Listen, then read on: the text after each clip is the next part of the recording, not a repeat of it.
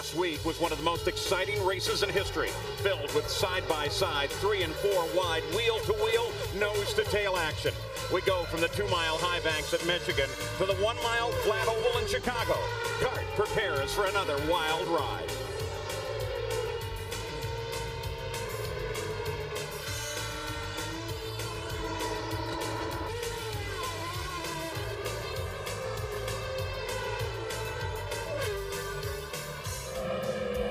Now the cars are already rolling. They've answered the call to start engines. The field begins to form up with Juan Montoya on the pole. New track record. Helio Castroneves on the outside of the row. Tony Kanaan on the inside of row 2. And there's Kenny Brack on the outside. Brack ran strong in Michigan before being knocked out in a crash with Christian Fittipaldi. Cristiano D'Amata is inside of row 3. Last year's pole sitter Max Pappas is on the outside. In the 4th row, it's Paul Tracy and the rookie Alex Tagliani. Back in the 5th row, Jimmy Vasser and Gilles de Ferran is on the outside of the row. Dario Franchitti finished 3rd in Michigan last week and 2nd here a year ago. Franchitti starts inside of row 6. Patrick Carpentier will start on the outside. Carpentier finished 4th in Michigan, and he hopes to improve on his 6th place here last year. Roberto Moreno is on the inside of row 7. Rookie Oriol Servia on the outside. Servia led the first lap of his CART career a week ago. Today, he'd like to lead the final lap. Michael Andretti, the points leader, is inside row 8 with Mauricio Guzman on the outside. There's Mark Blundell inside of 9. Mexican Michel Jourdain Jr. on the outside. Adrian Fernandez on inside of 10. And Memo Gidley still substitutes for Fontana. Walter Salles is now substituting for Kurosawa with Shinji Nakano outside. And the last row is Tarso Marquez and Luis Garcia Jr. Christian Fittipaldi is scheduled to race, involved in an accident on Friday, lost consciousness. He obviously then can't race the weekend, and Newman Haas Racing decided not to replace him with anyone in the race car. The key here, the fuel range, 65th to the 75th lap under green. And if it stays green, they'll have to do it 2 stops, meaning they'll go 75 laps. We'll see how that strategy plays out. A couple onboard cameras for you. Mark Blundell back in the back of the field. Started on the outside of the front row last year. His teammate, Mauricio Guzman. Jimmy Vasser. You're going to watch when you see these onboards. These guys are shifting a couple of times a lap despite the fact it's an oval. Up in 6th place there is Max Pappas. And, of course, the pole sitter is Juan Montoya. So let's take a look at this very tight. A lot of guys just refer to it as a paperclip track, Parker. It is. It's unusually shaped. The straightaways are relatively long. The corners relatively narrow and short for a traditional 1-mile oval. There's a big bump coming off of turn 4. It's got a couple of drivers out coming onto that pit straightaway, but watch the starts, and in particular the restarts and the pit work. They'll be crucial in today's race to get to the front. Max Pappas looks like he's got more than a little problem with a fire burning at the back of his car. Burning in the engine compartment under the cowling and getting worse. We'll see whether or not they're going to give the field the green flag. Field comes around as Max heads onto the pit road. Green flag comes out as Max Pappas goes for the pit. Montoya goes for the lead. Castroneves drops into 2nd. Kenny Brack battles on the outside with Tony Kanaan. Field comes through 1 and 2 with no problem. Michael Andretti, look at him way back there. He is working up high. Now he drops down low to the inside. We'll keep track of Max Pappas for you. He's made it to his pit. Castroneves, look at that battle back there with Gilles de Ferran. De Ferran almost gets way high.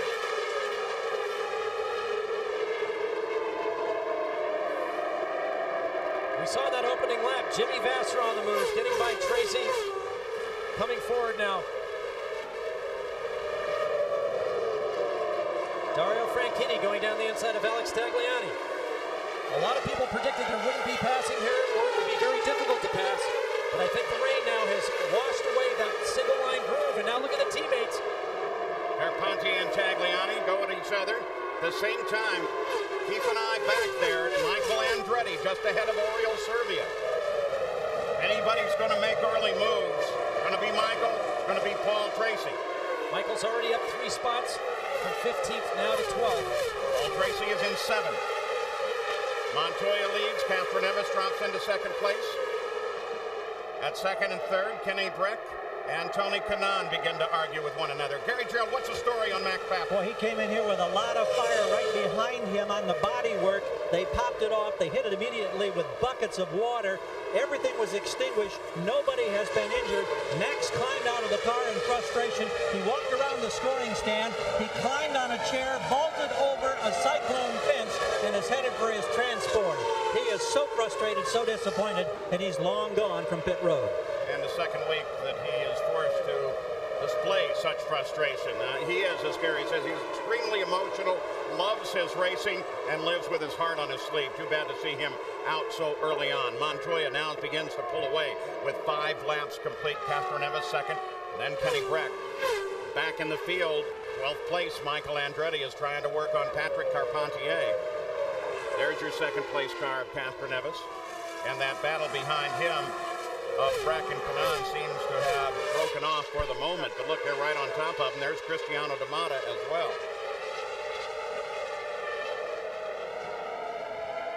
One of the things, Parker, when we saw that shot of Max Pappas' car in the pits and the fact that Gary reported they dumped so much water, that's going to put a lot of water on the pit road. And, well, for one, Montoya is going to have to come in through that water. And the kart safety crew is down there trying to get that cleaned up as quickly as possible with brooms. They'll have grease sweep on it. Because as you said, that's right where the Chip Ganassi pits are, and then a little farther down are the Team Cool Green pits. So that's a concern for them. But they won't have to worry about that if we stay under green for approximately 65 plus more laps. Montoya the leader. 8 laps into the record book already at Chicago Motor Speedway and the Target Grand Prix of Detroit. We're going to run you down through the field. There's Tony Kanaan, followed by Cristiano D'Amata. Strategy here is going to be so critical, especially when you stop, what decisions you use in stopping. A little further back there is Michael once again, as he comes up to work on Patrick Carpentier. Jan mentioned at the beginning of the show the frustration that Michael Andretti's had all weekend long, normally so good on the ovals. I watched Mario and Michael debrief for a good 5 to 10 minutes after Michael had debriefed with his engineers today. Mario just making sure they had gone through corner weight jacking, that they had tried different tire pressures. They went through several spring changes this morning, something you never do in a morning warm-up. Just want to fine-tune the car if possible, looking for some sort of setup to get Michael a chance to get to the front. And now it looks like his car's working quite well. Yeah, but that's interesting. You're saying he debriefed with his father, Mario, as well as with his engineering staff. Mario's still very much a part of Michael's racing career, and just not in a support role for psychological and emotional support, but also on a technical role, just making sure they had done everything and had looked at everything that they needed to take every advantage to get the most out of this car. Back at the front with 12 laps now going to the book. We look backwards from Juan Montoya. Gary Gerald, Castroneves is still trying to catch him. Yeah, Juan out there in the top spot, Chip Ganassi on the radio with him, and we don't know if this is just one of those casual reminders, but Juan has been told to go easy on the gearbox. Of course, you've addressed the fact that these drivers shift going into turns 1 and 3. I don't know if Juan has a specific problem, or if telemetry has indicated a potential problem, but he has been reminded about that. Well, maybe we can get up and over Juan Montoya's shoulder and see what he's actually doing. In qualifying, it was actually shifting quite a bit. And there's no, watch here as he pulls. There he goes up to 5th. We'll see probably he'll go up to 6th here. Now he's just going up 1 gear from 5th to 6th. There was no consistency, not only from team to team, but teammate to teammate. Jimmy Vasser shifting twice during his qualifying run, sometimes once. We saw Max Pappas and Kenny Breck doing different things. So it's really the comfort level of the driver.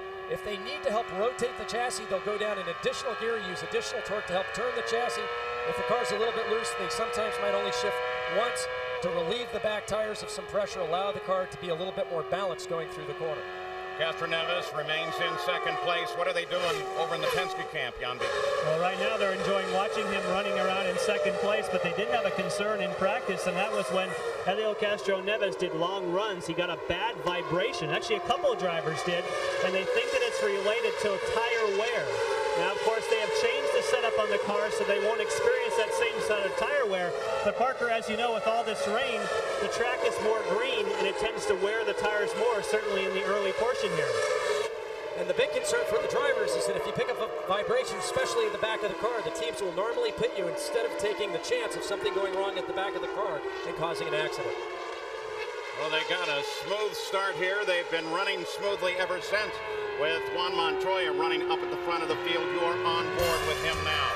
Followed by Helio Castroneves, Kenny Brack, Tony Kanaan, and in that battle of the engine manufacturers, it's Toyota, Honda, Ford, and Mercedes 1, 2, 3, and 4. But Max Pappas had his problems not even before the green flag came out. This fire put Pappas out of the race.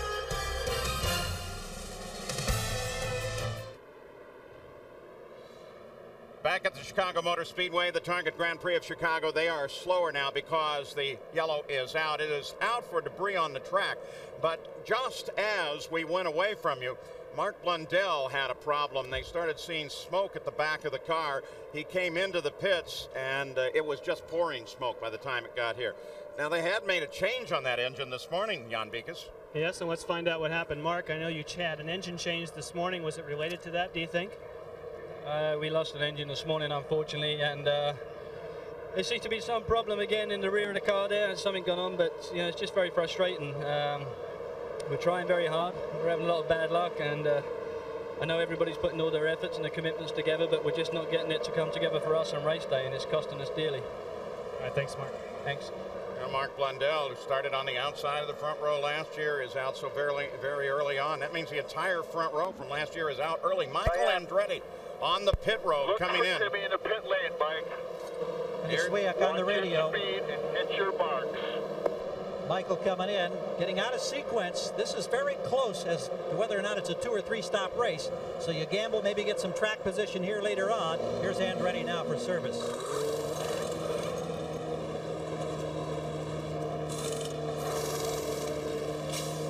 Watch Timmy. Go ahead, go. No arrow changes. 9-second stop for Andretti. He'll back out there and catch up with the rest of the field.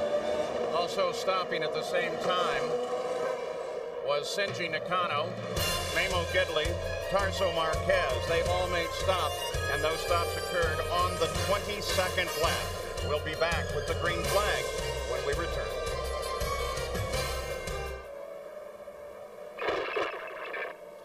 Welcome back to Chicago. I'm Paul Page with Parker Johnstone. That is Gualter Salez. Just a lap ago, they went back to green flag.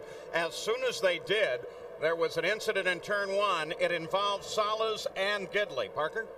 Memo Gidley got a good run on Salez coming down the pit straightaway. It looked like he was going to go to the high side, then he pulled back down to the inside, and as he did, I don't think he expected Gualter to slow down quite so much. Made contact with the back of Salez's car, put him into the fence.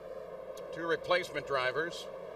Gidley is replacing Noberto Fontana for the ovals, and Takuya Kurosawa did not feel up to running here, and so they put Gualter Salez in the car. Max Pappas may have settled down just a little bit, eh, Gary? Yeah, he's back out here now in his teammate Kenny Breck's pit. Max, did you have any warning, any indication that there was a problem as you got ready to go green? When I was warming the tire up, you know, I saw a little bit of smoke in the cockpit. I checked back, and I'm very sad for my Miller crew. They're working so hard for me, and it's so disappointing, you know, 7 DNF, but we're going to come back strong. How did you have a feel for this race, the way it would unfold, and did you have a feeling after the warm-up that you could be competitive and get up there and challenge? I was sure that the Miller car would have been very fast, you know, today. We were fast last year. We had a very good setup for the race, and it's very disappointing, but I have a lot of strength in my heart, and I'm going to come back stronger than before. That's the thing that he always has to say. Optimism abounds after a very tough day, Paul. Max Pappas, for some reason, can always look forward. Well, the field is back under a full caution once again. This mobile update focuses on Christian Fittipaldi, who was supposed to be racing here, and then on Friday he got involved with the wall coming off of turn 2. It was an extremely violent hit. In fact, when you see it here, you will notice that as the gearbox contacts the wall, a spray of all of the fluid in the gearbox was totally destroyed. Christian Fittipaldi was unconscious for a few moments. They took him to a local hospital. He was released on Friday evening, but because he was unconscious, of course, he could not drive because of the rules. And They did not decide whether or not there would be anyone available to replace him in the car immediately, and then they decided no one could replace Christian Fittipaldi. We hope he gets back into racing very, very quickly. So the race still under caution here. Montoya is still the leader of the race. We'll be back with more from Chicago in a moment. Saturday NASCAR's best head to the legendary Indianapolis Motor Speedway. Dale Jarrett looks to defend his title and get ahead of the current points leader, Bobby Labonte. And of course, is the Brickyard 400. Saturday live, 1 o'clock, 10 a.m. Pacific on ABC. Right now it is racing of the open wheel variety. The Colombian support in the stands opposite of Juan Montoya's pit, down toward the end of pit road. We are still under yellow. Montoya leads over Castroneves and Kenny Brack. We should be coming back to green at the end of this lap. They have cleared off the damage of the two cars involved. Walter Salez and Mimo Gidley, and the report are that both are okay as we go racing once again. Look at Brack. Castroneves almost jumps out of it, and Kenny Brack goes into second place. Now on the inside, Tony Kanaan starts to work on him. And Castroneves has a problem. He's slowed down dramatically coming down the back straightaway into turn 3. Oh, so close that is. By the way, you'll notice that was Jimmy Vasser coming to the inside, as Vasser is now under attack. And as Castroneves comes by our position, it sounds like his engine's misfiring as he continues to slide back. Paul Tracy gets around Vasser on the front straight, and Tracy, as expected, is on the move. Now, when you saw Jimmy Vasser, you notice normally he has a yellow rollover bar in his car, so it's easier to distinguish from his teammate Montoya. It's red this weekend, and it's red because they're still working on Stallone's movie. Title now is Champs, or have they changed it again, Parker? Champs, driven, RPM, whatever. Whatever it is, they're working on it, and they wanted two cars that looked identical. Fit this lap, fit this lap. So now they're going to bring Castroneves in. You're inside, watch your inside. That was a fairly sudden onset. Castroneves, Pit, Elio, pit. look at, he's under attack by everybody, and the Penske pit is trying to get him in. Paul, as he went by. Oh, now big smoke. Sorry, Gary. Big fire now from Castroneves going through 1 and 2. Yeah, I was going to say, it really sounded bad as he went by. Out. Oh, there you go, go left. Yellow flag comes out. They did want him in at the end of the last lap. Doing his Jet Dragster imitation there. I'm trying to find the safety guy. You know, it sounded like either a broken header or a dropped valve, and in either case, you've got to back out of it, especially if it's a valve problem. And at this point, obviously, he's done some serious damage to the engine. There's a safety team right ahead. Of course, he is in some jeopardy there. They want him out of the car. Safety team is right there. And Elio bails out of the car, so Elio is okay, frustrated, but okay. That's better than being burned, and it was close there for a moment. And the other concern is, Paul, is that he drove on the racing line all the way through the first and second corner as that engine let go. The drivers all stayed low in the same racing line as the pace car came out. I'm just wondering if you'd put any fluid down as that motor blew up. Well, we can go back and check that for you, Parker.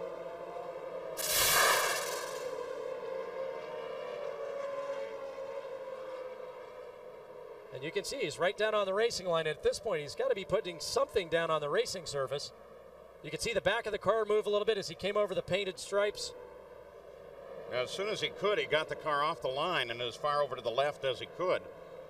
And kept rolling because he wanted to get down to the safety team at the other end of that straightaway. Jan? And Tim Cindric, the president of Penske Racing, what happened? On the restart, obviously, he started losing power. Don't really know why. It's a shame that, the Marlboro Team Penske car was really, really good today. We were just waiting to take a run at Montoya later in the race. And he just came across, and it seemed like I don't know, it was a lack of power, whether it was a boost-related thing or what happened there, we're not sure. So your telemetry won't tell you anything specific? Was there a loss of oil pressure, for instance? No, nothing like that. We thought we might have a boost problem, so we were doing the various adjustments in the car and turning the boost down and that type of thing, and we'd meant to come in a lap earlier. He got caught in traffic where he couldn't come down soon enough, so therefore, we ended up on the racetrack, which isn't what we wanted. Okay, guys, and here come the leaders on the pit road. And Juan Montoya at the conclusion of the 37th lap. He's starting lap 38, heads to the pits, brings much of the field with him. He toes along. The cool car's right behind him. Montoya comes in and hits his spot. Rob Hill wears the helmet cam at the right front this weekend, changing tires. Dario Franchitti slides around, pivots on Hill, gets his spot. Montoya's moving in just under 9 seconds. Just 17 now for Franchitti, very hot. Off the jacks. A lot of tire smoke as he burns out of here. And he's got lots of company on exit. Oh, a major race down to the end of the pits. In fact, they're still arguing about it as Montoya comes out with Cristiano D'Amata directly in tow. Tony Kanaan running out high on the field as well. But here's the key point. Kenny Breck did not come in for service, and Kenny Breck will pick up the lead of the race. But we're still under the caution, and it is Kenny Breck that is going to lead the field. Jimmy Vasser also did not stop. So they're going to be the two key players. And once again, we have everyone out of sequence. So the tactical game here is going to be very fascinating. Now, while we are still under the caution, we want to give you our first Toyota spotlight of the day. And it takes a look at the engine situations. Max Pappas on the pace lap had a fire. Brought the Ford into the pits. Then Mark Blundell had his problems just a few laps into the race and brings his Mercedes in. Just moments ago, bringing out the current caution, the Honda of Helio Castroneves with a big fire going down the backstretch. I'd call that an appropriate Toyota spotlight all the way around. Yeah, Toyota ducked out of that one.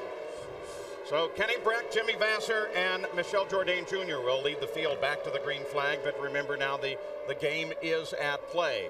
Many cars on different sequences, actually 3 solid different sequences here, and everybody trying to figure out whether it be a lot of yellows. Maybe we'll be able to go to the end. They don't know, but they're taking their best guess. Well, if it stays green, everyone's going to have to stop at least 2 more times, but consider the strategy with Michael pitting back on lap 22. He's gone from 15th now to 4th. Shows you what track position will do for you if you time these pit sequences correctly. And shades of the Indianapolis 500 as we go green with Kenny Breck leading them down. Target Chip Ganassi. Chip Ganassi, the owner, has split his team. Last time it worked out in Montoya's favor. How will it work for Montoya and Vasser this time? Michael Andretti, who stopped a bit earlier, runs in 4th place.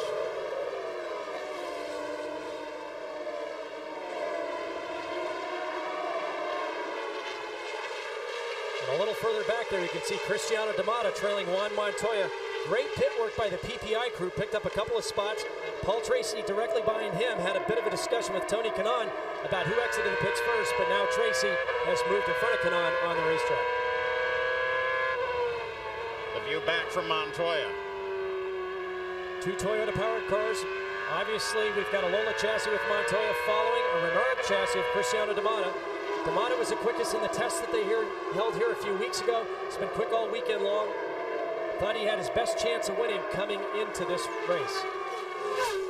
With the yellow and the stops, the overall effect on the field. Here comes Cristiano D'Amata working on Montoya, darts outside. D'Amata has to come back in, get in the shadow of Montoya's rear wing.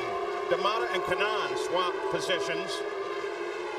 Carpentier was able to get around Dario Franchitti and Alec Tagliani. And Roberto passed Tag and got around Servia as well. So a lot of action as the yellow came out. We can also show you when they pitted. Breck has not stopped, neither has Vasser.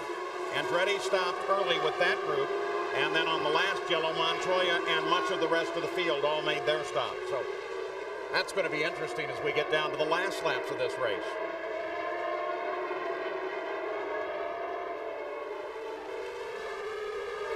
Cristiano D'Amata now trying to set up Montoya again. He's quicker coming off the second corner. He's using the toe to his advantage. Now watch, he's fallen back a little bit coming off the 4th corner. Montoya a little bit stronger there.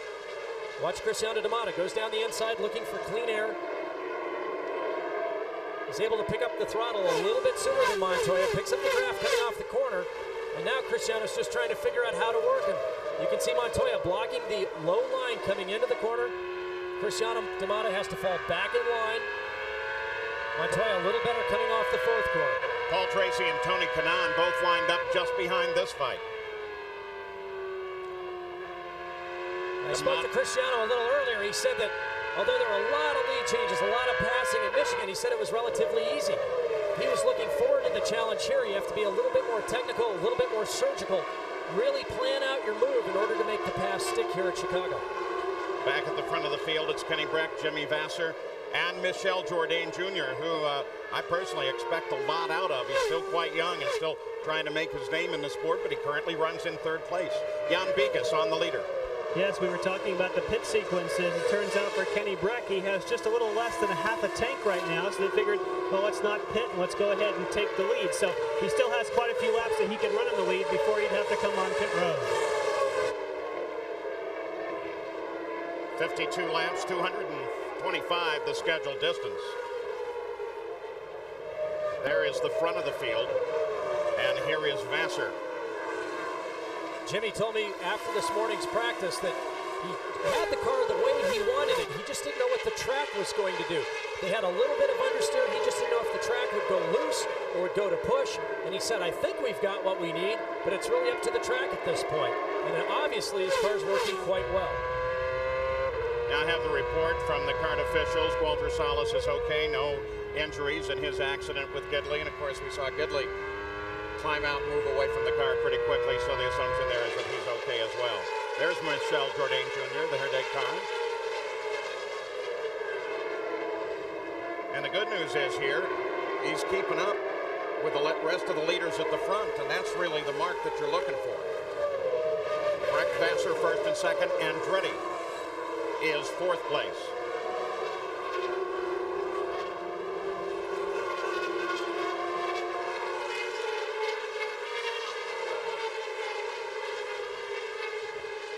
I think we misspoke in saying that Gidley hopped down the car. We meant that Gidley's car, though he was actually involved in the incident with Salas. Of course, he is on the track and going. In fact, you get a glimpse of him from time to time here. And remember the great run that Gidley had at the Michigan 500 when he came charging up in the closing laps of the race, through the field, got in front of the leaders, and continued a torrid pace. Overtake front to get around this guy, Juan. Chip Ganassi telling Juan Montoya to use the overtake button. Go to full wrench, full power to get around Tarso Marquez. Because right now, Tarso Marquez has a huge gap in front of him, Michael Andretti, but everybody else is stacking up behind him. Chip wants Juan to get around and use him as a pick to hold up everybody else. But you would think that Juan Montoya and Tarso Marquez would be pretty good friends after that Michigan 500, huh? Yeah, you would think so, Jan. There's been controversy all week about the finish of the Michigan 500 because the man just ahead there, Tarso Marquez, was in that same position on the very last lap of the race. Most of the drivers who are running a lap or so down are told to move down out of the racing groove, and Tarso chose instead to move high. Michael Andretti said he had planned for that. And when he stayed high, well, that ended up giving the whole thing because it gave a great tow to Montoya. Oh, Montoya almost loses it. And now if he was happy with Marquez a week ago, he isn't very happy now.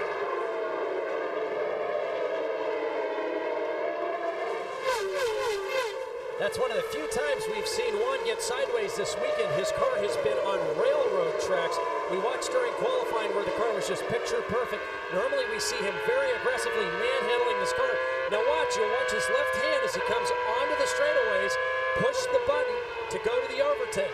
As long as the driver is full throttle, those overtake settings stay in effect. As soon as they lift off the throttle, the overtake clicks back out and goes to whatever fuel settings the driver has previously set. He's got a good run off him now, coming off the fourth corner. We've seen a good example of just how closely they qualified and how difficult it is to overtake. Kanaan takes a look inside of Tracy. Moves the spot and now heads for D'Amata. Watch Montoya now. He almost had Marquez on the outside. They almost touched going down into the third corner. And now look at D'Amata. Montoya really had to back out of it. D'Amata moved up. Montoya obviously getting very frustrated. Now, Chip, we need to ask for some help. Once again, there's some bumps coming off of the fourth turn. Montoya once again looking to the high side, but watch him cross back to the inside as they come down to turn 3. That's the spotter and Chip Ganassi talking. The spotter saying, we need some help here. We need the flag. The starter has the black flag in his hand. He hasn't yet given it, but he's pointed it at Tarso Marquez. The furl is a warning. The black will be an absolute. He's been told by cars. They're all over him. Oh, here comes Montoya. Pinches very close to the wall. He goes side by side with Tarso Marquez down the backstretch. Marquez jumps on the brakes. Montoya very high in the corner. Actually gets around him finally. That was a huge move. We know how aggressive Montoya is, but we've also seen him exercise a great deal of patience over the last few races. There was nothing patient about that. The track is green, the line up high doesn't have any rubber in it. That was a huge risk, but he got it done, and now watch him take off. This is exactly what he wanted. And now Kanaan is trying to take advantage of D'Amata while D'Amata is stacked up behind Tarso Marquez. A lot of desperation in that move that we don't normally see out of Montoya.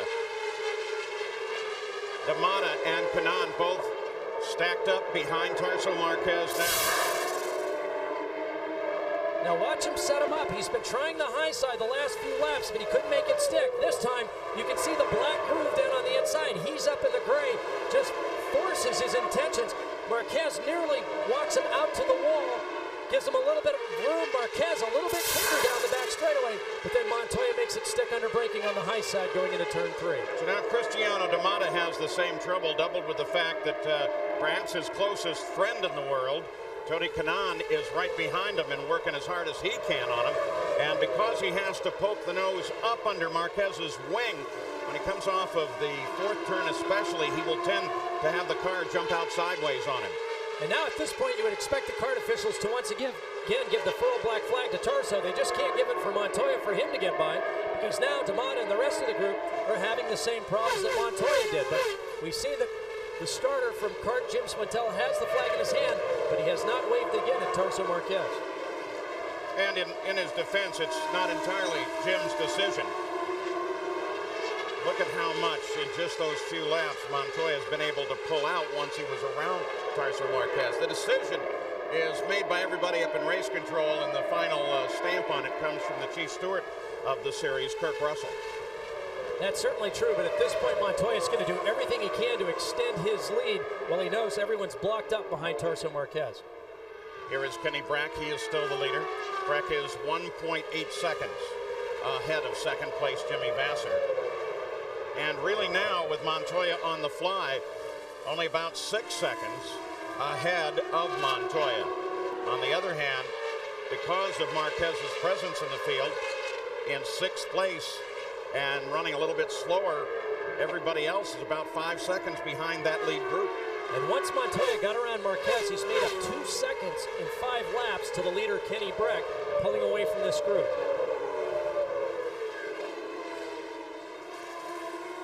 Kenny Brack, 1999 Indianapolis 500-mile race champion, is leading the run here in the Target Grand Prix of Chicago at Chicago Motor Speedway.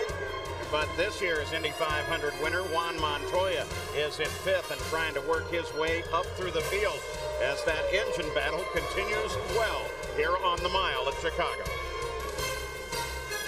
Welcome back to Chicago Motor Speedway. The yellow has just come out. Believe it or not, it's both of the Team Cool Green cars, Dario Franchitti and Paul Tracy. It happens on the 75th lap. The leader of the race, Kenny Brack, had not taken a pit stop, so it's going to be ideal for him. Both drivers, there's Tracy, appear to be okay, though Tracy, both cars got the wall in a way that probably will end the race, but we'll see what actually happens here, and here's how it happened, Parker. 2 laps ago, I saw them go side by side through turns 3 and 4, but watch what happens. Paul's down on the white line. Dario squeezes him down. I don't know where he thought Paul was going to go, but it's very reminiscent of the accident these two had at St. Louis 2 years ago. In fact, I had dinner with Paul Tracy last night, and he was talking about the very situation where they had gotten together in the past and said that it had both had it explained to him by the team owner, Barry Green, on how they would deal with that. Apparently, they need a rebrief.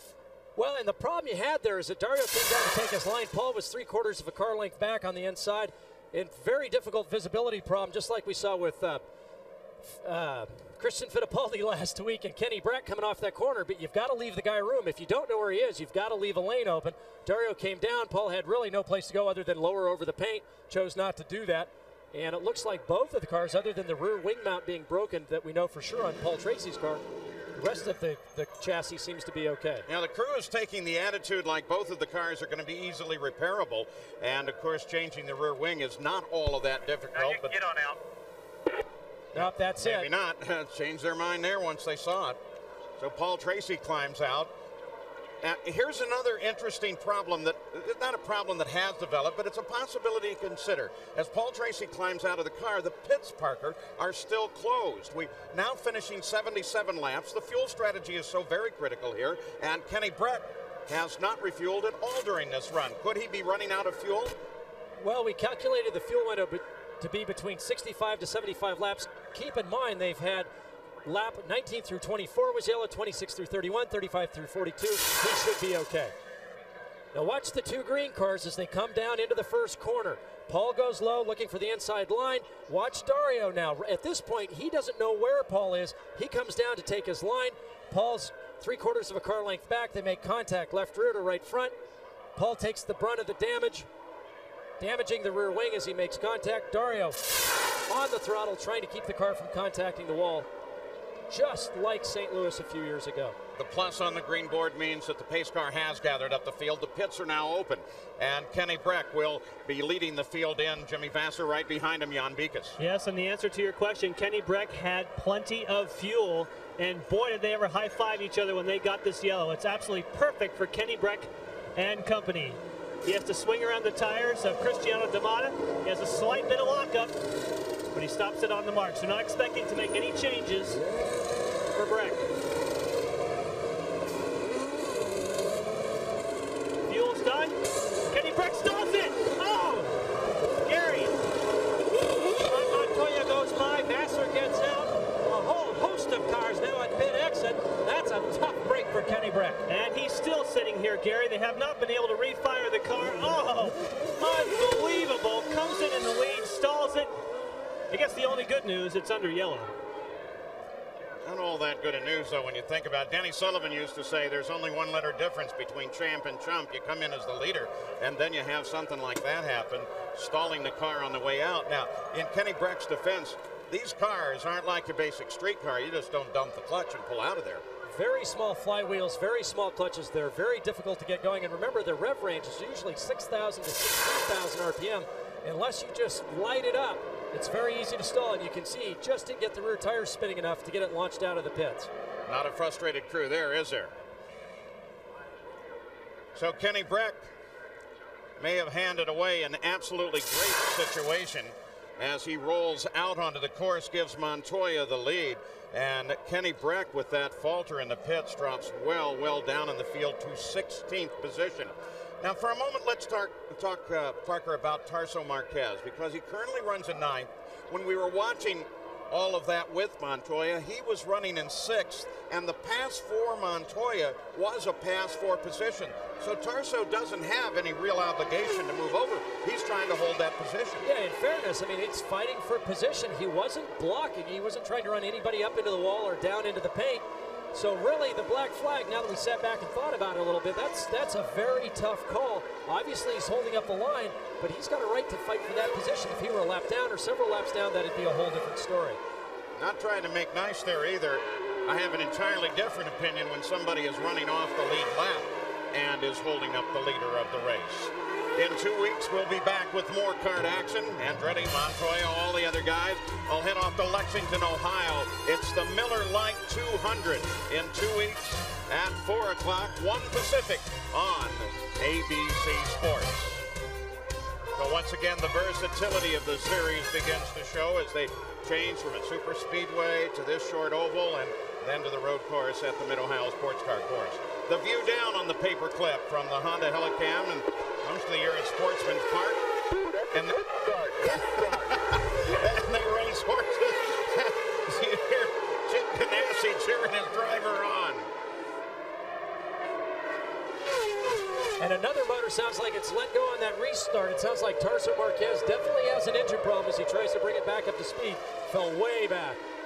And Adrian Fernandez slows on the backstretch as we watch the front of the field come around, complete the lap. But Fernandez does not make the move for the pit road. We look at pit strategy now for the rest of this race. If it stays green, clean your tires off. You can get it back. Just keep going. There's still a car behind you.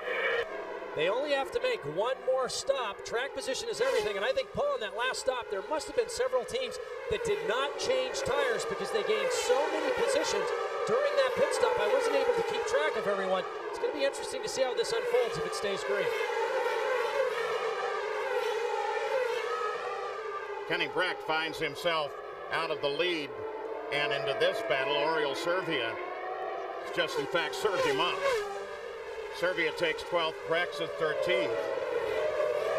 Back up at the front though, look at this. They're at it again. Shades of last week, Montoya and Michael Andretti. Tony Kanaan is third, Roberto Moreno is fourth, and Cristiano D'Amata is back in fifth. Gotta think about Michael Andretti and the race at Michigan 500 and how he anticipated what he thought would be the best position to win the race. And then Tarso Marquez became a factor. So now Michael certainly figures this track owes him something. This is the battle for fourth place. Roberto Moreno, Cristiano D'Amata. Moreno scoring his first victory this year after trying in and out of this series for 15 different years. D'Amata, of course, a former Indy Lights champion and a sophomore in the series. There are the guys on the move with Michael with a great move. Moreno not bad.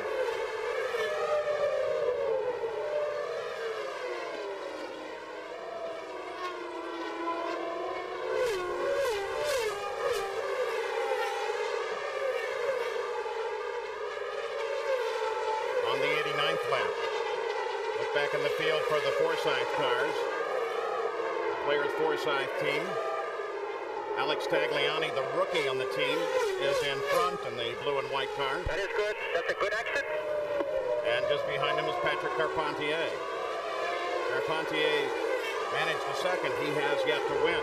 Tagliani 3 different times has led in the series, including last week at Michigan. And all 3 times has committed a mistake while in the lead that has cost him the race. And these two teammates have something that none of the other Champ Car teams have. They have a driver coach in Ricard Spinard. Longtime, very successful Canadian racer. Also spots for him. We heard him just say, good exit. He's not only watching traffic for them, he's watching their line, watching how the car is handling, watching how they're driving, trying to coach them during the course of this race. With Gil DeFerrin closing in behind Patrick Carpentier. Now, the leader of this 2 and 3 car group, Tagliani, report up from the pits is that he didn't take new tires last time into the pits. And I thought that may have been the case. We watched the leaders come in, take fuel, take tires, and these guys just rocketed in and out of their pit boxes. The Firestones have been very durable. The balance has been very good. We've heard a lot of guys earlier in the weekend put 75, 80 laps on a set of tires and only lose a couple of tenths of a second from their quickest laps to their slowest laps. But the most important thing is there's been no balance change. A little loss of grip, but no balance change. They quick pitted that time. Again, lots of track position.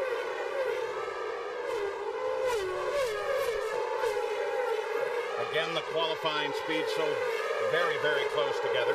21 of the cars in the same 0.8 of a second. You watch like DeFerrin, third in that little group, trying to inch his way forward. And if he gets 6 inches, 12 inches a lap, that is a major victory. Montoya leads Michael Andretti and Tony Kanaan, followed by Roberto Moreno and Cristiano D'Amata. In the engine battle, it's Toyota, Ford, and Mercedes. We'll be back after these messages and a word from our ABC station.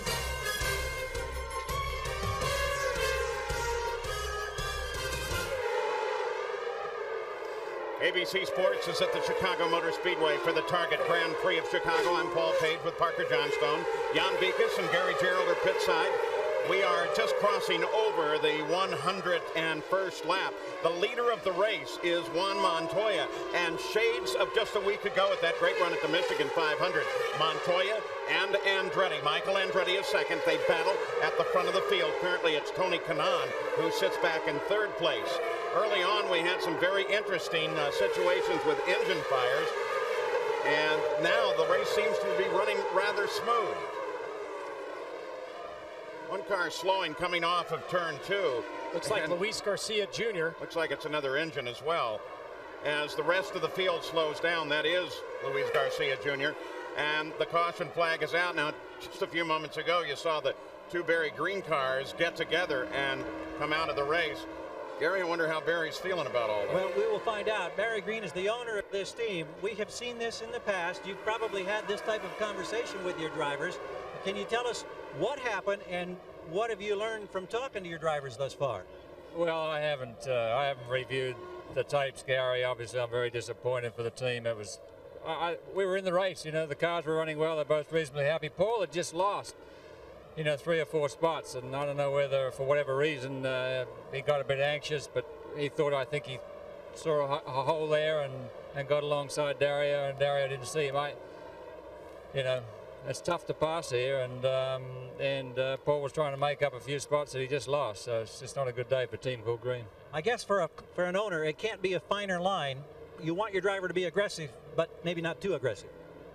Well, I keep reminding him there's 2 green and white cars out there, and he's got to take into consideration one's his teammate, and they both do, but it's tough. I asked him to race hard. I want him to race hard.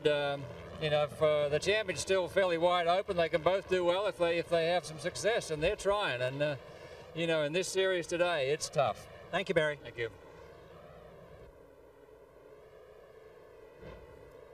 For our Toyota Spotlight, we want to take you back to St. Louis, 1999. The same 2 cars, same 2 drivers, and the same end result as they saw today. Down between turn 1 and 2. And that took both of them out of the run. Kenny Breck, who of course was the leader for a while and installed it as he was coming out of the pits, is slowed and on the pit road. And this is obviously very premature considering the last stop, Jan Bikas. Well, I think it's just a case, Paul. He was running near the back of the pack after stalling it last time. It's kind of the Michael Andretti philosophy.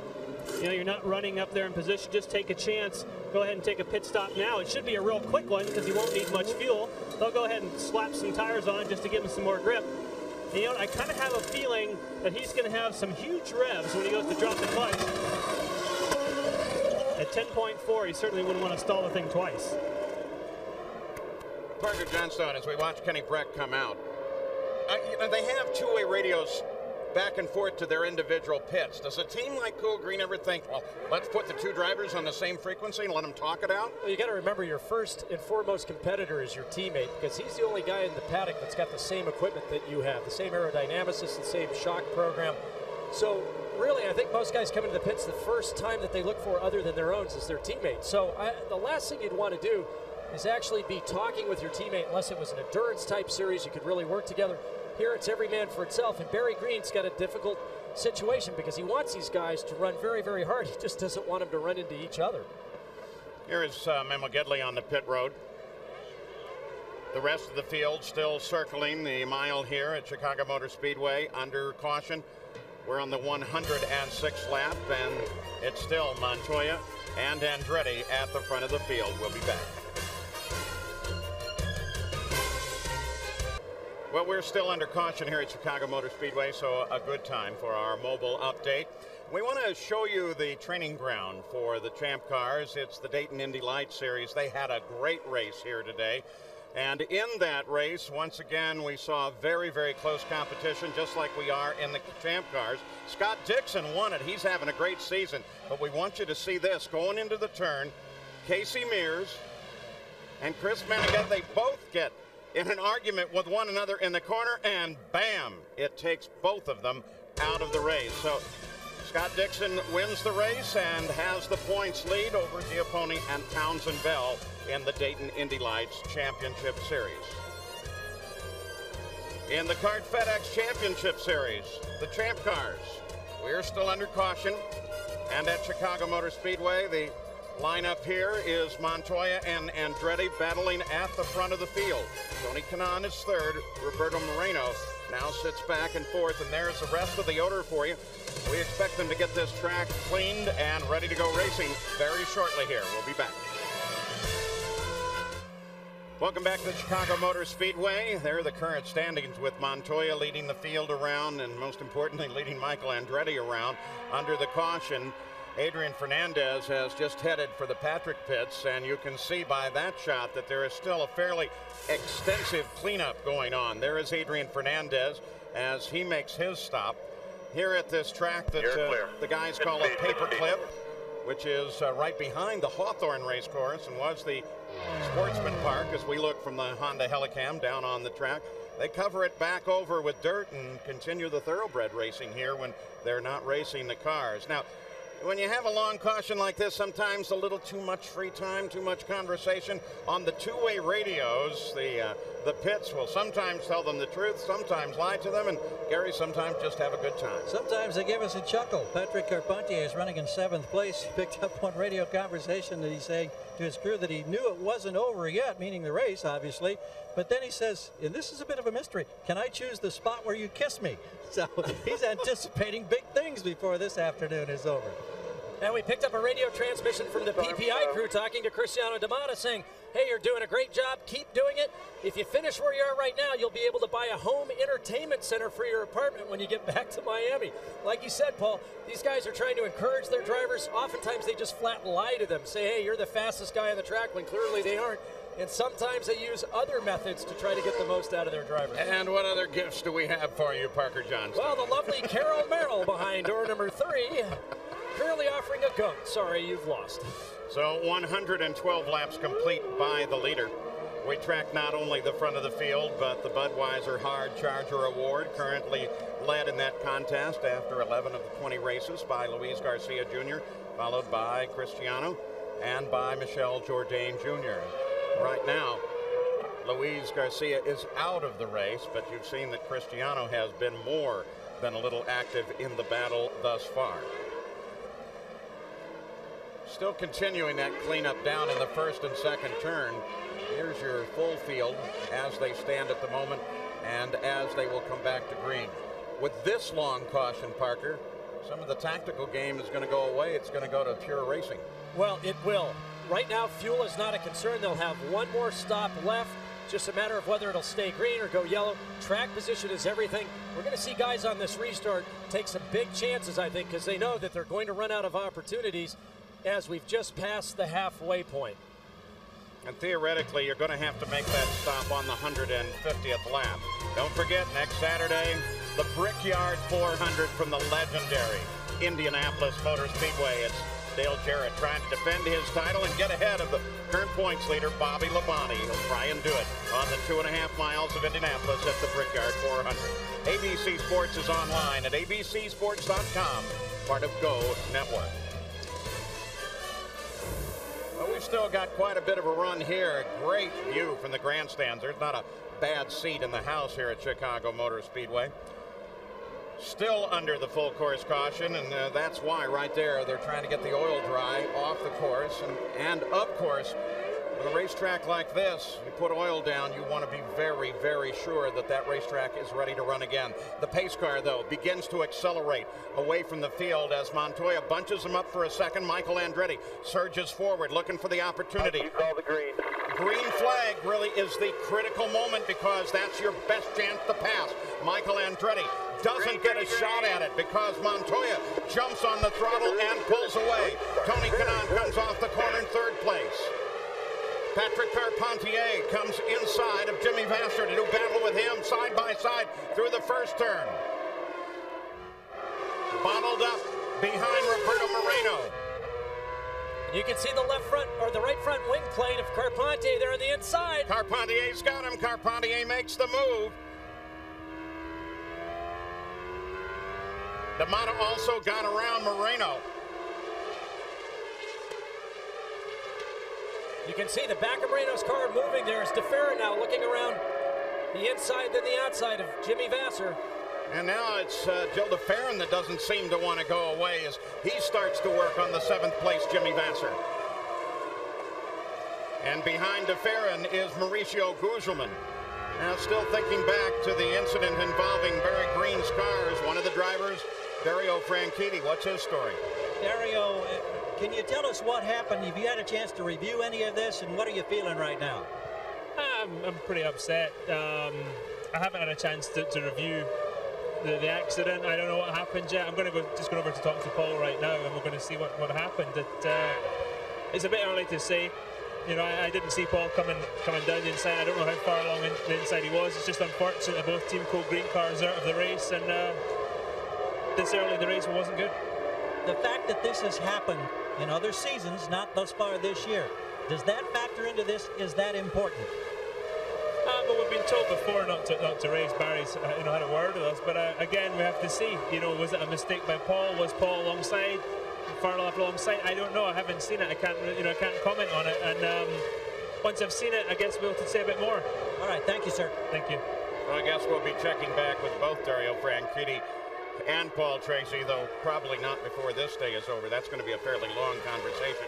Oriol Servia is right now working on Mauricio Guzman. Montoya is still the leader of the race, and all at the top of the field are running fairly identical laps and fairly fast laps. Remember, the Pac West cars have struggled on and off during the year, but Mauricio had a great run at the 1 mile oval earlier at Nazareth.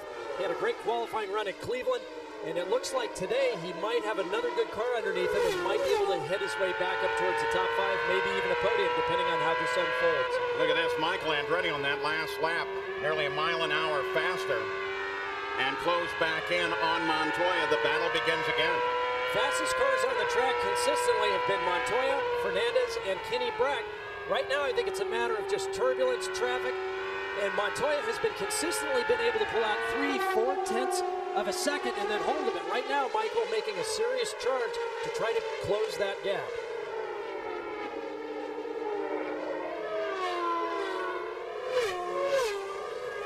You look at last time and out, around Cristiano D'Amata was the quickest at 153.8. As at the line we show you the speeds in the field, Montoya at second quick. Tony Kanaan moving pretty good too, but now Michael's bottled right up where he can actually go to work on Montoya, so that will not necessarily be the quickest position for him, especially if, as you say, Parker, the way to do it is to drop back a little bit and get a run on him. Well, the Hanford Mark II device creates a lot of turbulence. It also creates a bit of a draft, but the problem here at Chicago, the straightaways aren't long enough to effectively use that draft to get up, by, and pass the corner in front of you. So the guys get down into the corner. They've got a lot of turbulence coming off the leading car. From last year to this year, they've picked up about 20% more downforce than the configuration they used last year. That helps a little bit. Drag's about the same. Still, the drivers are finding it difficult to make a pass stick. Tony Kanaan, who is still driving with a brace on his left arm from an injury suffered earlier in the year at Detroit, is running in third place, and the last 4 or 5 laps have been consistently faster than everybody else in the field. There's Tony Kanaan. Mercedes power in that machine, driving for Morris Dunn, who was Montoya's chief engineer. In fact, the key guy at Ganassi for a number of years now, and decided to retire and then thought, you know what, I think I'll just start my own team. Well, there it is. Now keep in mind, it's only been 44 days now since Tony Kanaan had multiple fractures of his left arm with that crash at Detroit. An amazing recovery.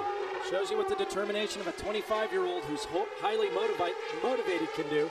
Back in this car, he's feeling good, likes the way the car's handling, and even though he won his first race at the Michigan 500 last year, he's only shied a little bit away from ovals, but now with Mo Nunn, he's got to regain confidence on the ovals.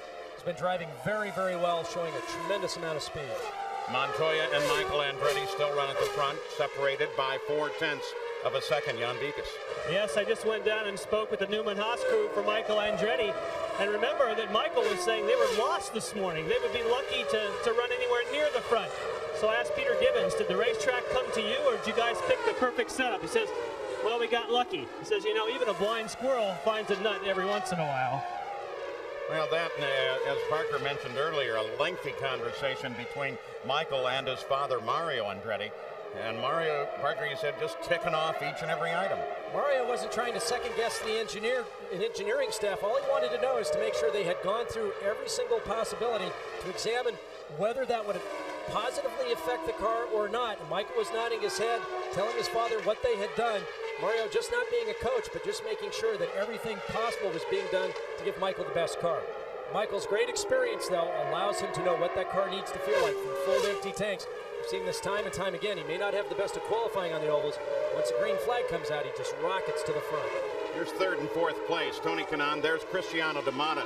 And what's so interesting about this battle is the personalities involved, because they are very close personal friends, and that makes it fun for them, but it also means you can really play the psych game on each other. Well, and these two guys, part of Tony's recuperation over the last few weeks has been driving shifter carts. He's using Dr. Terry Trammell's racing in his driveway. It was part of the way they measured his return to come back to racing. And what happened is Tony went back to Miami, bought a shifter cart this last week. He and Cristiano did 1,200 laps splitting the driving, and I'm sure they wouldn't say who was quickest, but I'm sure that's part of the game. And these two, even though they have a great admiration for each other, when it comes race day, they have to beat each other. Montoya and Andretti continue at about the same separation, right at a half of a second. The same with Kanaan and D'Amata. That's the battle for third place. Roberto Moreno and Patrick Carpentier sit back in sixth place right now at the Chicago Motor Speedway. There is the lineup for you. And again, it's Toyota, Ford, and Mercedes. They have been filming this movie with Sylvester Stallone and Burt Reynolds, due to come out next year sometime. We'll be back after these messages and a word from our ABC stations.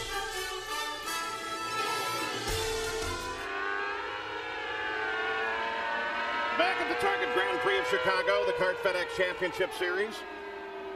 Chicago Motor Speedway. It's beginning to cloud up a little over the track. We had some rain here this morning. Rain does not appear to be imminent now, though. Montoya is still the leader. And the interval between Montoya and that man following him, second place Michael Andretti, has maintained just about the same. Off a tenth, up to 4 tenths, back to almost 6 tenths, but pretty much the same interval. And I think Shinji Nakano now gets in between the front two runners as Montoya gets around him easily, and now Michael will get around him. And I think Juan's just maintaining that gap so that he has the space he needs to Michael when he comes up on traffic, so if he loses a little bit of momentum, Michael won't get him as well. I think at this point, Juan is just pacing himself, Michael pushing as hard as he can to try to catch up, and I think at this moment, Juan's got the superior package. But just ahead of the leaders, look at this battle. Tagliani, Jourdain Jr., there's Kenny Brett. The leaders are closing on them. Everybody is in a fight for position. Getting through that group for the leaders is going to be tough. So really the advantage for the moment, I would suggest, goes to Michael, because he can kind of anticipate where Montoya has to be. And I would agree with you, because none of these guys are going to move over. They do not want to go a lap down. If a yellow comes out, they'll be right back in the thick of things. And this is a difficult situation here. Michel Jourdain Jr. tries to move to the inside. Kenny Brett closes on the outside. Tagliani continues in 11th position. And what's happened immediately is that Montoya and Michael Andretti have lost it. Whoa. As Jourdain tries down low. And Brett tries it even lower. And then everybody else gets back in line, but look at the leaders coming up. Here goes Michael. Michael goes for the lead, just as suggested, and Michael Andretti, well, maybe not to hold on long now. Finally, he at least gets a little bit ahead of Montoya. Kenny Brett now makes his move. Tony's able to get it off the pit out and pulled off in a secure area. They will not have to go yellow. Kenny Brett comes out around Tagliani. And now here comes Gidley. Oh, look how close for Adrian Fernandez with the leaders behind him. And Montoya now hopefully in control, because he can anticipate what Michael has to do. And a little further back, Carpentier got around Moreno as he got bottled up in traffic going into turn 3, and now DeFerence closing on that group. And look at Montoya now fighting to get back behind Michael. Montoya brings it way high off of the corner. He comes up behind Tagliani. Michael gets a bit of an advantage and is able to open the gap. Look at the run he's got on him coming off the last corner. Montoya tries to use Tagliani. He gets it done. And now he is back chasing Michael Andretti. And he just drove that car down under braking. Looked like Tag had the advantage down the chute. But Montoya just decided wherever he brakes, I'm braking later. And while we were watching this, Roberto Moreno got around Gil de Ferran for 5th. And you see Cristiano D'Amata gets around the players' cars as they continue to battle. That was actually de Ferran, I think, getting around Moreno at that point. De Ferran around Moreno for 5th is correct. Here is de Ferran now. Tagliani just ahead of de Ferran. De Ferran, remember, again a week ago at the Michigan 500, he got caught up in some debris as he tries to make his move. 9 laps this next time by. Good job. Here, good job. And a piece of debris hit de Ferran in the finger and fractured it. So he's driving with a splint today that turns his finger out, but it must be uncomfortable, but apparently not affecting his driving at all. And there was extensive damage, not only to some of the drivers, but to a lot of the cars. I was talking to the PPI crew. They said they had to throw away the front suspension of Cristiano D'Amata's car because of all the debris that had dented the A-arms, the push rods. We looked at the big gouge that was in Montoya's roll hoop. There was a lot of damage. Unfortunately, nothing more serious than a broken finger on de Ferran's hand, and that's not affecting him here today. So at the top, it's Andretti leading Montoya, then Cristiano D'Amata, Patrick Carpentier, Gil de Ferran, and Roberto Moreno. All of those guys are really fighting hard with one another, and the leader, Michael Andretti, is still having to handle up traffic. Gary Gerald. Paul, you've had an opportunity now to talk to your teammate Dario. Do we have peace and harmony with Team Cool Green? For sure we do. I mean, I made a move. Dario got around me, and you know, I left him room, and then I made a move back on him, and he was busy trying to work on D'Amata, and he said he didn't see me coming, and I was down on the edge of the apron, and we just barely touched each other, and you know, it's disappointing for both of us to be out of the race, but you know, we'll move on from here. Is this a situation where blame is assigned and accepted? Well, I don't know. I mean, it's just a racing incident. These wings, I mean, it's so hard to pass with these wings now, and you've got to make such a big commitment going into the corner to get by a guy, and if a guy doesn't see you, then, you know, there's no way you can stop, you know, stop on your entry. You can't just stop with these wings on a dime and give enough room. So I was committed into the corner, and Dario didn't see me, and we just barely touched. Thank you, Paul. Thank you. Jan? Tony Kanaan has made his way back to pit road. Tony, what happened? We lost our 5th gear right 20 laps before I stopped, and then we lost the whole gearbox. It's a shame. You know, we had a very good race, and we're saving a lot of fuel, and it's just a shame. I'm very upset. All this effort to come back, and you know, the luck is not on our side, but we're gonna get strong. The next race will be a road course. Is that a concern with your broken arm? No, not at all. I'm gonna be much stronger. People are gonna see that. Thanks, Tony. Kanaan will be scored for 16th. Jimmy Vasser has some sort of a problem, slowed, now coming up to speed. It may just have gotten offline, picked up debris. What do you think, Parker? Sounds we've seen that with Cristiano D'Amata and a couple of the other drivers. Here's Tagliani in the pits. Now we are at the 159th lap, so this could be coming within the sequence, could it not? Very much so. This is the last stop he'll make to get to the end. We should expect the rest of the teams to be coming in the next 5 laps or so. Alex Tagliani leaves 1 lap ahead of the rest of the field, we believe, on stop. Here's Jimmy Vasser and what happened, Parker.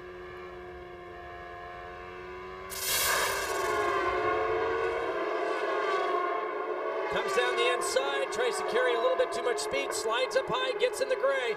He's just out of the throttle now going, come on, baby, stay off the wall. Gets it gathered up and heads down the back straightaway. Boy, just step a few feet out of line and you are going to slow and lose positions here. So now, Jimmy Vasser with Kenny Breck working on him. We're beginning to see that most of the crews are laying out, and we anticipate stops by most of the field within the next 2 laps. Gil de Ferran is already into the Penske pits. Roberto Moreno comes in.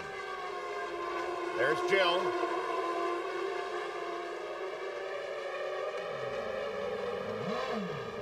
aboard with Big Mo.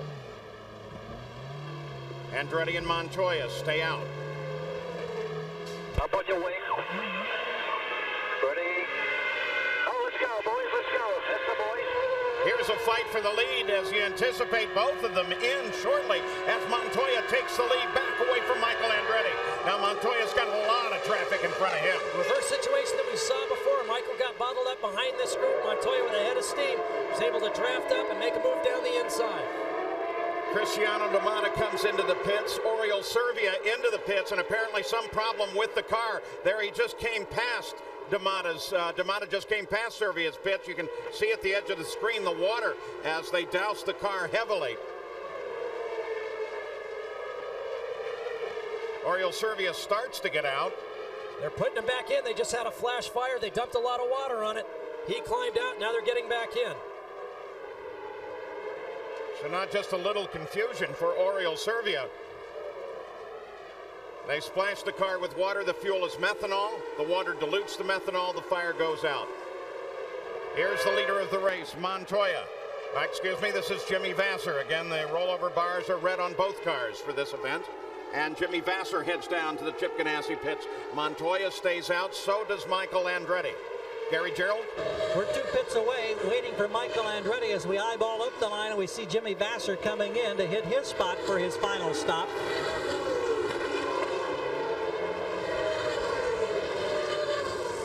Tires are complete. Wing change right front. Jan? Michael Andretti is making his way down pit road, but I believe, Gary, he might be closer to you than I. I'm waiting for Montoya, who is yet to pit. Yep, here comes Andretti. We've got him in sight now. Vasser has exited with no problems, so the Newman Haas team will spring into action momentarily. Here they go. The man who battled and came so close to winning the 500-mile contest with Montoya last week. Can he win a battle here in the pits? That's what this crew is trying to do. We're past the 11-second mark. Now he's rolling. 12.9 seconds. Reset your weight checker. 7 clicks. You see how calm Michael seemed to be during that stop, just almost casually looking over to the right front as he waited for the stop to be completed? That's just a mark of experience. They go down the list, reset the fuel. You've got to redo the bars, the weight jacker. There's a lot going on in 12.9 seconds for the driver. Gary Gerald. You know, I was watching and I was amazed because the blind faith this team has on the left rear, that huge left rear wheel comes off and it's right around 40 pounds or so, and it was literally thrown blind over the shoulder by the crewman, and a man on this side of the wall made the catch as cleanly as anything you'd see in Major League Baseball. Oh, Gary, going down the front end very, very close together. Montoya, who has stayed out on the course, is in the middle of a fight with everybody. Gidley and Fernandez nearly got together there. You can see Montoya split the two. His car looks very loose through mid-quarter and exit now. So Montoya maintains the lead, continues to stay out. Fuel burning down. Pit now, pit now, pit for fuel. There's the word for Montoya. Kenny Breck is in second place. Fernandez is third. These drivers want a certain amount of comfort through the early stages of the race, but now for the sprint to the finish, we've seen a lot of drivers add wing. They want these cars neutral to loose. It's fast, but they've really got to hang on. Changes to the car. Don't forget that water ahead. Just leave it the way it is. Water ahead. And now come straight across there, so they're coming up on straight across that. They're worried too about the water in Servia's pits. Well, he's cleared the hurdle of the water. Now we go for 4 tires. Rob Hill, who changes the right front, has the helmet cam today. Ready? Go, go, go. 10.5 seconds for your last stop of the day. That's pretty darn good. On the 171st lap, Montoya comes back into the action. Kenny Breck picks up the lead of the race. Because Montoya was able to stretch it out a little bit with fuel, you notice we heard Chip say they were putting in 30 gallons. It wasn't a full fill, because now, as they get close to the end, he can take a little less fuel, get out of the pits a little quicker, and pick up track position. Oh, and Patrick Carpentier is against the wall. The caution will come out. That'll work in favor of Kenny Breck. Okay. Fernandez, Adrian Fernandez. Went too far down on the paint. I don't know. And Cristiano Damata. Just hang in there. Just relax. They're going to come and get you. Just stay in the car. Yeah, don't do that.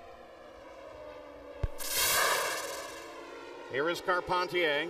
Coming down into turn 3, down on the white stripe. You can hear Patrick say that he thought that he got a little too far down. Car rotates around, very slick down on the paint. Makes impact with the back of the car against the wall. Pretty straightforward analysis by Patrick Carpentier. The safety crew wants him to stay there and just make absolutely sure he is okay. He tossed the steering wheel out of the car. The pits are closed. That's what that sign means. And he pitched the steering wheel out of the car. That is a symbol to the safety team that's coming up to help you that I think I'm okay, but the safety team, of course, wants to make absolutely sure, especially when you back that car into the wall. So Kenny Breck once again finds himself in the lead. Welcome back to Chicago Motor Speedway. Well, with Kenny Breck coming in for service, Cristiano D'Amata picks up the lead of the race, followed by Montoya and Andretti, and they are under the caution. There is Roberto Moreno. Now, Parker, you've been counseling Cristiano D'Amata as a driver coach in past years for a long time. He's not yet won. Is he capable mentally of winning this race? Well, we saw at Toronto, he led the most laps there. He held off enormous pressure from Michael Andretti. Certainly, he's been a champion in everything else he's ever driven. Today might be his day. He just has to believe that he wants it, because he knows directly behind him is his nemesis, Juan Montoya, and then right behind him is Michael Andretti. This should shape up to be a great finish.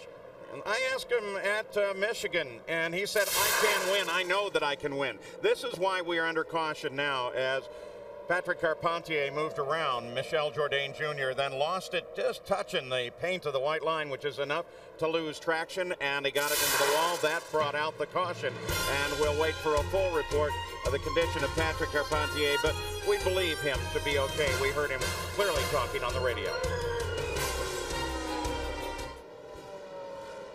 Another amazing turn of events here at Chicago Motor Speedway in the Target Grand Prix of Chicago. We were expecting to go back to the green flag when all of a sudden Juan Montoya, who is running second place behind Cristiano D'Amata, the car just stopped. And what an exchange between Juan Montoya and Chip Ganassi. They're talking about which map, which switch, what do you want me to do? How do I get this thing to fire? Chip Ganassi said, recycle the ignition switch and make it go. He goes, I did that, and it didn't went. We just cracked up. And obviously, they were going to try and get it started under the toe from the safety team, but you saw Montoya wave that off immediately, and with his now new co-driver, Dr. Terry Trammell, they try to get the car into a safe position. That will leave D'Amata to have to fend off the charge of Michael Andretti, Gil DeFerrin, and Kenny Breck. That's some pretty stout company to have behind you as you battle for the lead. And also heard over the radio communications, the PPI crew has clicked up the encouragement another notch. They said, Cristiano, you win this race, and there is a vice presidency awaiting you at Pioneer, or you can get a free color TV. Your choice. He'll go for the TV. He'll go for Keep the TV. his day job, probably. Well, there is the full field summary with a considerable number of cars out. Still now just 11 cars left in the race, and of those 7 on the leader lap, Mauricio Gugelmin is the last car on the leader lap, running in 7th place. So now we'll see what Cristiano D'Amata is made of. With that usual casual shrug of the shoulders, Juan Montoya walks back to the pit area, to the paddock. His day is done. And the advantage Cristiano D'Amata has right now is he has Michel Jourdain Jr. between himself and Michael Andretti. He's going to try to bob and weave, accelerate and decelerate, try to get Michel off of rhythm so that he can hook him and take off and hopefully get a little breathing room back to Michael Andretti. Pace car has already accelerated off the course. Gary. Quick update. I think that John Tuzanicus, who's normally on with Christian Fittipaldi with the Newman Haas team, just jumped off his bicycle, ran down there, maybe with the Jourdain crew, trying to see if they could accommodate an agreement whereby Michael could get by the challenge. We'll see. Well, it didn't work as we look down from above. There goes Cristiano D'Amata. He got a great restart, and Michael got bottled up. Gil DeFerrin took a look just for a moment inside of Vassar. Andretti is still caught. And Cristiano D'Amata knows this. He's going to do everything he can to take advantage of it as we watch Michael now go down inside Jourdain. And now, next up, Jimmy Vassar, DeFerrin, and Breck all bottled up behind Jourdain Jr. And Vassar is the hope of the Target Chip Ganassi team now, Jan, because the lead car, Montoya, suddenly stops. Yes, in fact, Chip Ganassi has come down to Jimmy Vassar's pit. Any idea at all what happened to Juan? No idea, Jan. You know, we did our last stop. Everything was fine. Full rich to the finish. We were looking for a big-time shootout there, and he just said the car shut off. I don't know what happened. Just the craziest year on record for you? Absolutely the craziest on record.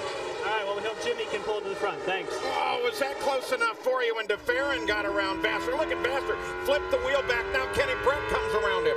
Once he got high up offline, he probably picked up a little bit of marbling on his tires. Kenny Brett used that to his advantage. Dove down underside him going into the first corner. At the front of the field, it's still Cristiano D'Amata. He has 3 seconds over Michael Andretti. That restart really worked well for D'Amata. Breck, Vassar, Fernandez.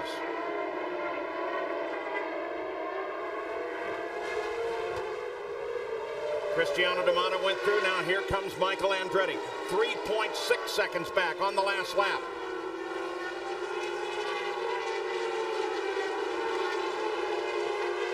He extends it that time another 0.2 to 3.8. We'll keep track of that interval. Everyone should be good on fuel to the end.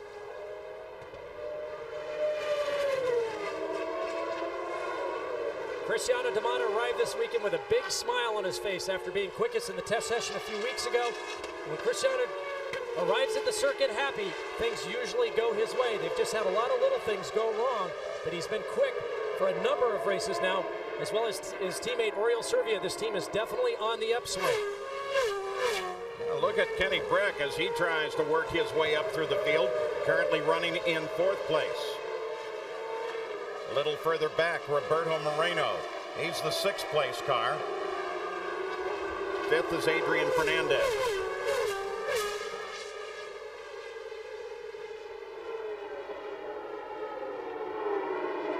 That's Gidley just ahead of Moreno. Gidley is 2 laps behind the race, running in 11th.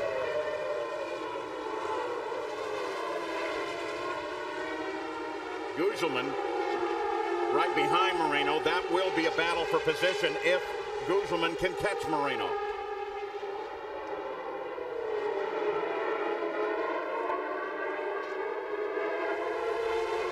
At the front, D'Amata still pulling out on Andretti, now 4.5 seconds ahead. Narrows it down to 4 seconds last time around. That interprets down to about a straightaway, as there is D'Amata, and you saw Andretti almost a full straightaway back. What about Juan? What happened to him? Well, Juan Montoya, I know frustration for you, but any idea at all what happened? I think we had an electrical cut, you know, a shortcut somewhere, because, you know, it smelled like a burnt cable or something. You know, it's really bad, but, you know, that's the races. As far as you and Michael Andretti, obviously a great battle. Do you think in the end you'd have what it took to get by and stay in front of Michael? Yeah, and Cristiano now is leading, and I think we're a lot quicker than him. You know, we're saving a lot of fuel throughout the race, so I thought we're doing pretty good. Is the championship still alive, or does this put you in big trouble? So in the last race. Thanks, Juan. Cristiano D'Amata is laying down some laps now. Last one, fastest thus far at 155.171 miles an hour. And Andretti is still about 4.2 seconds back. Each of the engine manufacturers have had their trouble here today as we run through who races for what team for you. And there is the tracking of Michael Andretti as he pursues Cristiano D'Amata. He's not catching him. It's not only a driver battle, it's a team battle, it's a manufacturer battle. Michael Andretti in the Lola Ford, Cristiano D'Amata at the front in the Reynard Toyota, DeFerrin in 3rd with the Reynard Honda.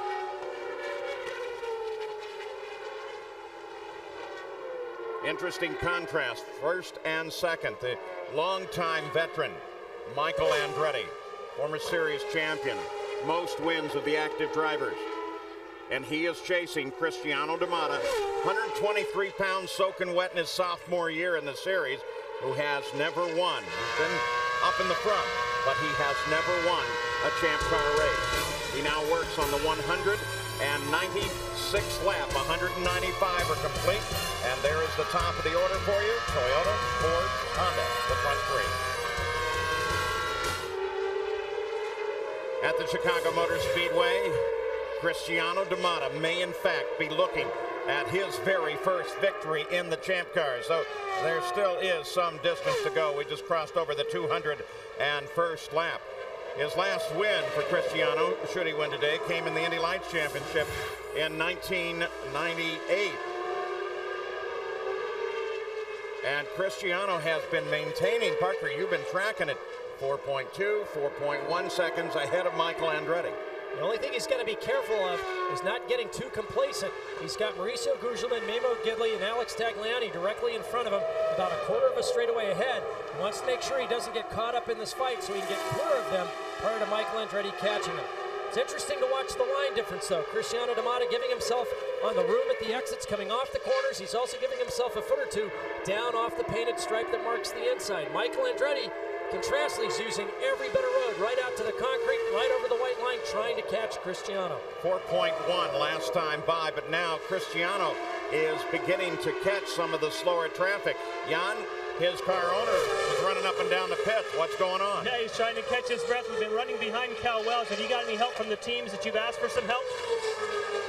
Well, I'll tell you in about 5 laps. Have you been able to talk to all the cars that he's about to catch? I have. We'll see who does what. How exciting, so close to this possible first victory. Hey, we're just still racing. We'll see what happens. All right, he's playing it close to the vest, and boy, I tell you, he is getting a great workout up and down pit road here. Cal Wells' version of it's not over until it's over. Michael Andretti still 4.1 seconds back, but D'Amata will be the first to run into some slower traffic. It will come fairly quickly now as D'Amata enters the third turn and begins to close. He'll probably by turn 1 or 2 begin to catch some of that slower traffic. Michael comes across the line again at 4.1 last time. We'll see how they come across this time. Still 4.1 the interval for Michael, but now Cristiano D'Amata will have some decision making. He's not catching them quite as quickly as I would have thought. Going into 3 once again, there's D'Amata. There's the traffic just ahead. And if luck's on Cristiano's side, he'll catch these guys just coming off one of the corners. What he doesn't want to do is catch them on the entry, just short of being able to outbrake them, and they get dragged down to their speed through a long sweeping either 1 and 2 or 3 and 4 corner here. And he doesn't want to be able to get tied up in this battle. He's got to somehow figure out how to get clear, because I can guarantee you within a lap or 2 of catching the back of this, Michael Andretti will be all over the back of him if he can't clear that traffic. Michel Jourdain Jr. off, and obviously something wrong with the car. Now, back with Cristiano D'Amata, the first car that he will encounter will be that of Mauricio Gugelmin. You see him closing on him there, inching forward really on him. Gugelmin currently runs in 5th and is going to try not to go a lap down to the leader. He is currently running on the leader lap. We've talked about how significant this victory would be for Cristiano. Keep in mind, it would also be the first victory for Cal Wells and the PPI team. They're the ones that started with Toyota back years ago with Jeff Cross. Now they've had Max Pappas drive for them. They've had Hero drive for them. This would be huge, not only for Cristiano, but the entire team. D'Amata closes on Gugelmin, just ahead of Gugelmin. Alex Tagliani and Memo Gidley. That's Gidley directly ahead of Gugelmin. And they are battling for 10th place, actually for 9th place. But they're 2 laps behind the lead of the race, but still there are those also important championship points at contest there as well. Still 4.2 D'Amata over Andretti. As yet this traffic has not affected D'Amata. That interval is going to change in the next lap or 2, because we just heard over the radio, they told Michael, Cristiano's catching traffic, stay on it, get after him. This is your chance to catch back up to him. Gil de Ferran in 3rd place, closing down now on Michael Andretti. He closed by about a second in the last 3 laps. So de Ferran, recognizing the end of the race is close, 225 laps the distance. We're at 212, 213 now with the leader crossing the line. And Michael closes to 3.5 seconds. And as a driver, when they tell you 12 laps to go or significantly 10 laps to go, usually you think you've got some time, but when the laps are clicking off at 24 seconds each, that time evaporates. Cristiano D'Amata now hoping not only will this group stay up to speed, but maybe Mikey will get tied up with DeFerrin and Breck. And it looks like that might be the case, because now we're watching Gugelmin, Moreno, Fernandez. They're all running 24.2s, 24.3s. D'Amata back now to 24.1, but that last lap, Michael did a 24.1 second lap, and now the interval's down to just over 3 seconds. Cristiano D'Amata, 3.1 seconds last time around. Now we know we're running long here. Coming up next, ABC World News tonight, Sunday. Immediately after the race here, we're probably not going to be able to talk to the winner, whether that be Cristiano D'Amata or Michael Andretti, because we have run considerably long here with all of the cautions that we have had today. But now, moving into the final 10 laps of the race, the traffic ahead, Cristiano D'Amata is going to make a world of difference. Now Cal Wells has moved down to the Pac West pit. That's the team that runs Mauricio Gugelmin's car. He may go to his pocket for this deal. Well, I don't know if he's there so much to negotiate, and so much as Cal's just really nervous right now. I'm surprised he's not jogging up and down the pit lane to burn off some of that energy. But look at this. Cristiano D'Amata has not been able to catch up significantly to the back of Gugelmin. Michael now has cut the interval to 2.5 seconds, now 2.1 seconds as he crosses the line. There's D'Amata, and there comes Michael. Michael can taste it now. DeFerrin now has dropped about 2 seconds behind Michael. That's not what Cristiano wanted. Cristiano's going to have to make more of a charge to try to get at least one car between him and Michael. I don't know if he'll be able to hold him off with 8 laps to go. We'll have to see how this interval goes. Michael's just slowly whittling away this lead. 1.9 seconds last time by. Running right at a 10th per lap now. Very quickly, D'Amata is going to be into that traffic. I'm surprised he's not there by now. With only 8 laps to go, Michael may be in a key position to control the race in the final couple of laps. Another 2/10 on that lap. Now 1.7 seconds between D'Amata and Andretti. 153 miles an hour last time around for D'Amata. He's running almost totally alone. Michael Andretti turned the lap faster by a full mile an hour to 154.2. Now 1.4 seconds between these two. If you do the math, if he's taking off 2 to 3/10, we've got 6 to go. That's 1.2 seconds to 1.8 seconds. It looks like that might put Michael right on Cristiano's gearbox, but will it be enough for him to be able to make the move past Cristiano coming down to the checkered flag?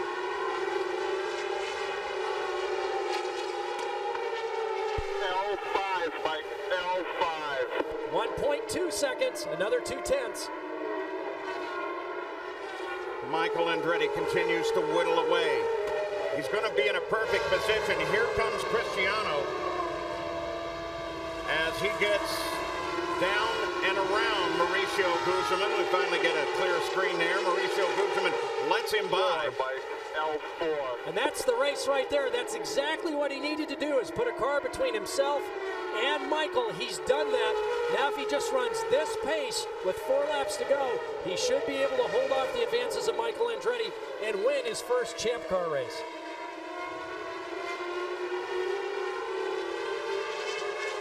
Young Cristiano D'Amata, boy, I'll tell you what, one of the nicer guys in this series. Don't worry, World News tonight will be coming up just a few moments here as we run down to the final 3 laps of this race. The interval now 1.6 seconds. He's pulled it back out. Meantime, Breck and Fernandez continue to battle back in the field. It's D'Amata, Andretti, DeFerrin, Breck, and Fernandez. We won't be able to interview whoever is the winner here in 2 laps, but you will hear it later tonight on ESPN2 on RPM tonight. 2 laps to go. 1.7 seconds the interval. Cristiano D'Amata may be on his way to his very first victory in the Champ Cars. Oh, can you imagine what he's thinking right now? As the white flag comes out, a mere mile to go, and he'll become the 9th different winner this year. And the 4th driver to win his first race this season. All he has to do is hang on now. Michael Andretti will go away leading in the points fight by 22 points over Moreno. As they come to the line, here is Cristiano D'Amata and Toyota. They run for the line, and Cristiano D'Amata has taken in the victory. Cristiano D'Amata, the second driver to win with a Toyota. Congratulations to Cal Wells, and congratulations to Cristiano D'Amata on his first win. ABC Sports is online at abcsports.com, part of Go Network. We're going to see you in 2 weeks, and that'll be at the Mid-Ohio Sports Car Course. This has been a presentation of ABC Sports, continuing the tradition of excellence.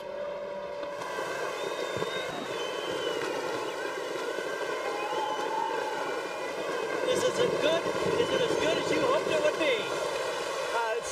It's incredible. I mean, I've won some races before in other series, but just a completely different emotions. Very, very good.